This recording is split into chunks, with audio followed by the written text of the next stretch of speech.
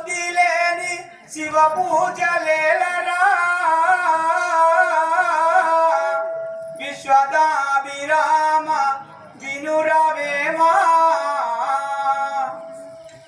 ఎవరైనా ఎప్పుడైనా ప్రతి ఒక్క పద్యం కానీ ప్రతి ఒక్క పాట కానీ మనము పాడుతున్నా కానీ మనం ఒక సినిమా చూసినా కానీ ఆ సినిమాలో ఉన్న సారాన్ని వెతకాలి కానీ వాళ్ళు ఉన్నదాన్ని మనము గ్రహించి మనము బాధపడము అప్పటి మనం ఆనందించడం కాదు.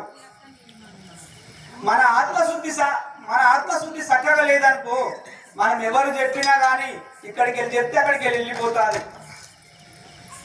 మన జీవితంలో మనకు కావాల్సింది ఏమిటి, ఏది కావాలి ఏది అవసరం లేదు అదే గ్రహించాలి. ప్రతి మనిషి పుట్టిన నుంచి కష్టపడుతున్నాము దేనికోసము, సంపాదించాలి, ఇది కట్టాలి అది కట్టాలి, దీన్ని కొనాలి దాన్ని కొనాలి. అది మనది కాదని అందరికీ తెలుసు, ప్రతి ఒక్కళ్ళకు తెలుసు. ఇసటి భూమి కోసము ఇద్దరు అన్నదమ్ములు కొట్టుకొని వస్తున్నారు. తులం బంగారం కోసము అక్క ఎళ్ళను విడిపోతున్నారు. తల్లి దగ్గర ఏమన్నా ఉంటేనే ఇద్దరు బిడ్డలు నేను చేస్తా అంటారు. లేకపోతే ఒక్కరు కూడా దగ్గరికి పోరు, వారికి కసిగా నీళ్ళు పోయారు. మనకు కావాల్సింది ఏంది, ఏమి కావాలి? మనల్ని పుట్టిన నుంచి కనిపెంచిండ్రు, ఏం చేసిండ్రు, వాళ్ళకు మనం ఏమి ఇవ్వాలి? రేపు పొద్దుగల నువ్వు ఉంటావు నేనుండా, అది అందరికీ తెలుసు. కానీ దానికోసమే మనము చిత్రహింసలు పెట్టుకుంటున్నాము, ఒకరికి ఒకరు దూరం అవుతున్నాము, మనకు మనమే విడిపోతున్నాము, మనం ఎవరో విడగొడతలేరు. ఆ యొక్క పరశురాముడు కూడా ఎల్లమ్మని తన తండ్రి కోసం చిత్రహింసలు పెడుతున్నాడే తప్ప పరశురాముడు దుర్మార్గుడు కాడు, ఎల్లమ్మ అంతకన్నా దుర్మార్గురాలు కాదు. జై వీరాంజనేయుల సాముల వారికి. ఈ విధముగా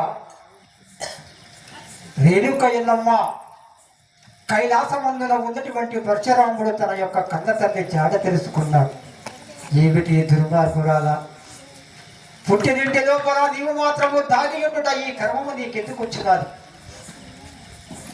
నా కన్న తండ్రి చూపితే నీకు ఈ బాధలు ఉండేవి కాదు కదా, మరి ఎందుకు నన్ను బాధ పెడుతున్నావు, నువ్వు బాధ పెడుతున్నావు అని చెప్పేసి అఘోరముగా కోపిష్ఠుడైనాడు. కానీ పతికిచ్చిన శాపం మాత్రం ఉన్నది కదా, ఆ శాపం ప్రకారముగా పతియే పరమాత్ముడు అనుకున్నటువంటి ఆడవాళ్ళకి ఎప్పుడు కూడా 7 జన్మలెత్తిన పుణ్యం ఉంటుంది.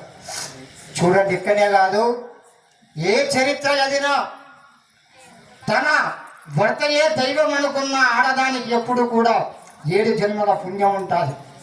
భర్తను దూషించినది మాత్రం ఎప్పటికి కూడా ఎన్ని జన్మలెత్తిన తన యొక్క కర్మ మాత్రము కర్మ సిద్ధాంతం ప్రకారముగా పతిని మాత్రం ఎడవాసి ఎవరైతే తిరుగుతారో వారికి కర్మ సిద్ధాంతం ప్రకారముగా 7 జన్మలెత్తిన కర్మ మాత్రం ఉంటారు. మరి ఇక్కడ తల్లిదండ్రులను బాధించడం కూడా ధర్మము కాదు. ఎందుకంటే తనకు మాత్రం ఏమవుతుంది మనసు లోపల, కన్న తండ్రి కావాలా, ప్రతి ఒక్క వారికి కూడా అదే ఉంటుంది. మరి నా తండ్రిని చూపితే నీకు ఈ దెబ్బలు తప్పేమో కావు కదా చెప్పేసి కొట్టినాడు. మరి ఆ యొక్క రేణుక ఎల్లమ్మ ఆ దెబ్బలకు, ఆ కొట్లకు, ఆ తిట్లకు, వాడు మాట్లాడే మాటలకు అర్థం లేకుండా వెళ్ళిపోయినారు. ఊరి కన్న తల్లిని దూచించిన నీకు ధర్మము కాదురా, నీ చేతులు విరిగి ఈ భూమిపై ముక్కలు కాదని చెప్పేసి అన్నారు. ఎప్పుడైతే అన్నదో, ఇక్కడ ప్రతివ్రతలకు మాత్రము 5 పంచపతివ్రతలు ఉన్నారు మన ప్రపంచం లోపల. వారు చేస్తుంటేనే ఈ కలియుగం మాత్రం మొత్తం నడుస్తున్నది.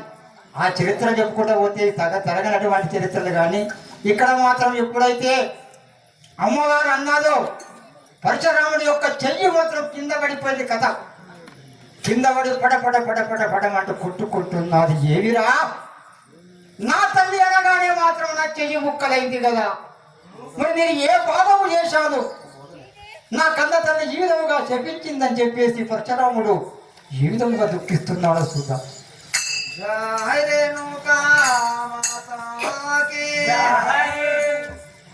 దైవమానే నేమి చేత